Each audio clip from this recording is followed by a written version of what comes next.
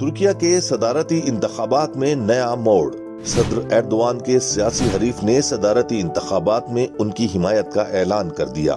جمہوریہ ترکیہ کے صدارتی انتخابات کے لیے جوڑ توڑ اپنے عروج پر ہے۔ انتخابی مہم کے دوران ڈرامائی موڑ اس وقت آیا ہے جب صدر رجب طیب ایردوان کے ایک سیاسی حریف اور مخالف صدارتی امیدوار فاتح اربکان نے اپنے کاغذات نامزدگی واپس لے لیے۔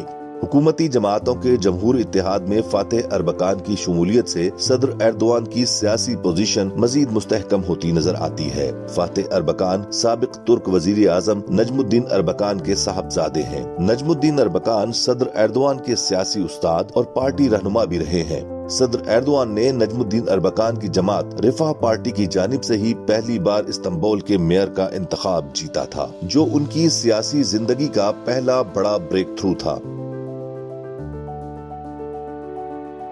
رفاہ پارٹی پر ترک سپریم کورٹ کی جانب سے پابندی لگائے جانے کے بعد جب نجم الدین اربکان نے فضیلت پارٹی کے نام سے نئی جماعت بنائی تو ایردوان اس کا بھی حصہ تھے، تاہم پے در پے پابندیوں اور سیاسی نظریات میں سختی نے رجب طیب ایردوان اور نجم الدین اربکان کی راہیں جدا کر دیں۔ صدر ایردوان کی طرح فاتح اربکان نے بھی اپنے سیاسی سفر کا آغاز اپنے والد کی جماعت فضیلت پارٹی سے کیا، جو بعد میں سعادت پارٹی بن گئی۔ فاتح اربکان 2014 تک سعادت پارٹی کا حصہ بھی رہے۔